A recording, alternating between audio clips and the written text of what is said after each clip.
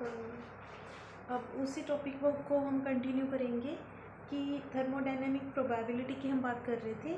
तो सपोज़ हमारे पास कोई ऐसी मैक्रो स्टेट है जिसके अंदर फर्स्ट कंपार्टमेंट के अंदर आर पार्टिकल्स हो और सेकंड कंपार्टमेंट के अंदर n माइनस आर पार्टिकल्स हो, बिकॉज टोटल n पार्टिकल्स की बात कर रहे हैं ना हम। तो ऐसी मैक्रो स्टेट की अब थर्मोडायनेमिक प्रोबेबिलिटी निकालनी है। तो अब टोटल नंबर ऑफ अरेंजमेंट्स हमने फाइंड आउट किया n फैक्टोरियल है। मीनिंगफुल अरेंजमेंट्स हमें नहीं पता, मीनिंगफुल अरेंजमेंट्स हमें फाइंड आउट करनी है। अब देखेंगे मीनिंगलेस अरेंजमेंट्स कितनी होंगी। देखिए आपको फर्स्ट बॉक्स में फर्स्ट कंपार्टमेंट में आर पार्टिकल्स हैं, तो आर पार्टिकल्स को आर पोजीशन पे डिस्ट्रीब्यूट करने की जो हमारे पास वेज है, वो वेज है हमारे पास आर फैक्टोरियल। उसी टाइप से n माइनस आर पार्टिकल्स जो कि सेकेंड कंपार्टमेंट के अंदर है, उनको अरेंज करने के डिफरेंट वेज हैं, वो हैं n माइनस आर फैक्टोरियल। तो टोटल नंबर ऑफ वेज जो हैं वो आपस में मल्टीप्लाई हो जाएंगे। इट मीन्स मीनिंगलेस अरेंजमेंट्स कितनी हुई, r factorial n minus r factorial. तो यहाँ से हमारे पास मीनिंगफुल अरेंजमेंट्स आ जाएंगी n factorial upon r factorial n minus r factorial.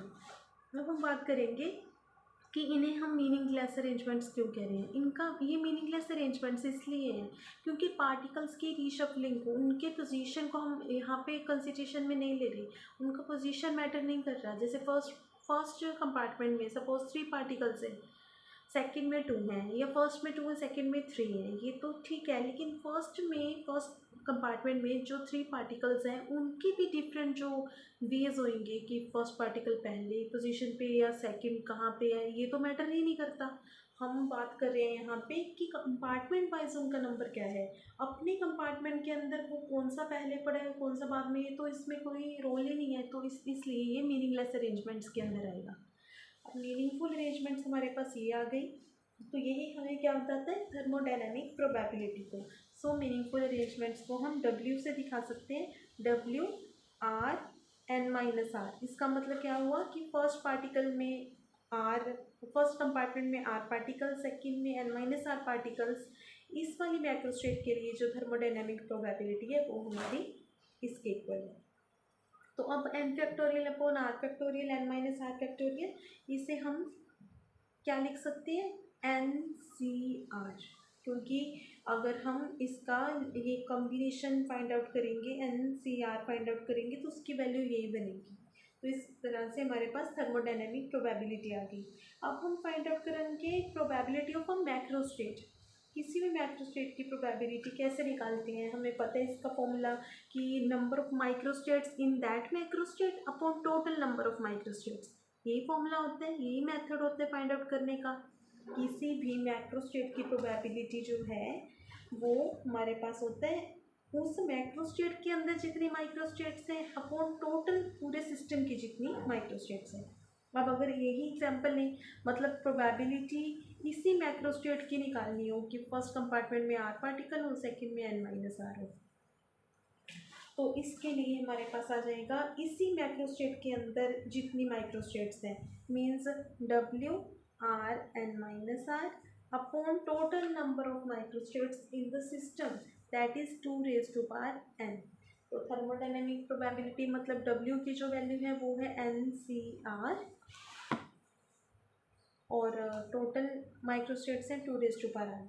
तो ये हमारे पास क्या आ जाएगा, probability of a macrostate NCR upon 2 raise to power n। तो इसको हम लिख सकते हैं n factorial upon r factorial n minus r factorial और 2 रेज टू पावर n को नीचे आई गई। तो ये हमारे पास किसी भी मैक्रोस्टेट की प्रोबेबिलिटी आ जाती है। अब हम बात करेंगे मोस्ट प्रोबेबल स्टेट की। मोस्ट प्रोबेबल स्टेट का मतलब क्या हुआ कि कोई भी मैक्रोस्टेट जिसकी हाईएस्ट प्रोबेबिलिटी हो, सबसे ज़्यादा प्रोबेबिलिटी जिस मैक्रोस्टेट की होती है वो होती है मोस्ट प्रोबेबल मैक्रोस्टेट। अब सबसे ज़्यादा प्रोबेबिलिटी हम देखते हैं किस मैक्रोस्टेट की होगी। देखिए जिस वो मैक्रोस्टेट जिसमें जैसे 2 बॉक्सेस की बात हो रही है, तो जब हाफ ऑफ पार्टिकल दोनों में हो जाएंगे ना, तब मैक्सिमम प्रोबेबिलिटी होती है। ऐसा क्यों, क्योंकि उस टाइम पे हमारे पास मैक्सिमम डिस्ट्रीब्यूशन के मैक्सिमम केसेस बनते हैं, ठीक है। तो दैट मीन्स क्या हुआ कि WN/2, फर्स्ट में n/2, सेकंड में भी n/2, इसकी प्रोबेबिलिटी सबसे ज़्यादा होती है। तो फिर इसको अगर आप कैलकुलेट इसकी वैल्यू देखें तो क्या बनेगी, n factorial upon n/2 factorial into n/2 factorial. Okay, अगर प्रोबेबिलिटी निकालनी हो, ये तो थर्मोडायनेमिक प्रोबेबिलिटी की बात की है, मोस्ट प्रोबेबल स्टेट की प्रोबेबिलिटी होती है n factorial upon n/2 factorial, n/2 factorial and साथ में डिवाइड में 2n भी आएगा। अब बात करेंगे मिनिमम प्रोबेबिलिटी की। मिनिमम प्रोबेबिलिटी मतलब प्रोबेबिलिटी मिनिमम देखिए तब होती है जब सारे पार्टिकल्स एक ही कंपार्टमेंट के अंदर आ जाएंगे, क्योंकि उसका एक उस केस में हमारे पास एक ही पॉसिबिलिटी बनती है। मिनिमम मतलब केसेस उसी में बनते हैं हमारे पास, वो मिनिमम क्या होता है, सिर्फ एक पॉसिबिलिटी बचती है। तो जब एक कंपार्टमेंट खाली हो और एक में सारे पार्टिकल आ जाएंगे, तब वो हमारा मिनिमम प्रोबेबिलिटी का स्टेट होता है।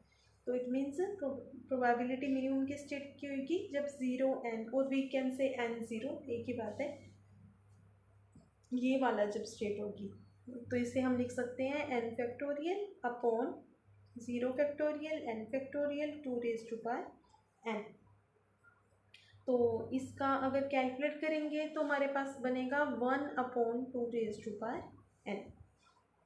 ओके, तो ये Pn0 मतलब फर्स्ट में n पार्टिकल हो, सेकंड में कोई ना हो, या फर्स्ट में 0 सेकंड में n हो, एक ही बात है, ये दोनों एक दूसरे के इक्वल होते हैं ये दोनों। ओके, अब इसके एक तो एग्जांपल्स है, वो ट्राई करना। तो हमारा ये टॉपिक यहीं पे कंप्लीट होता है। Thank you.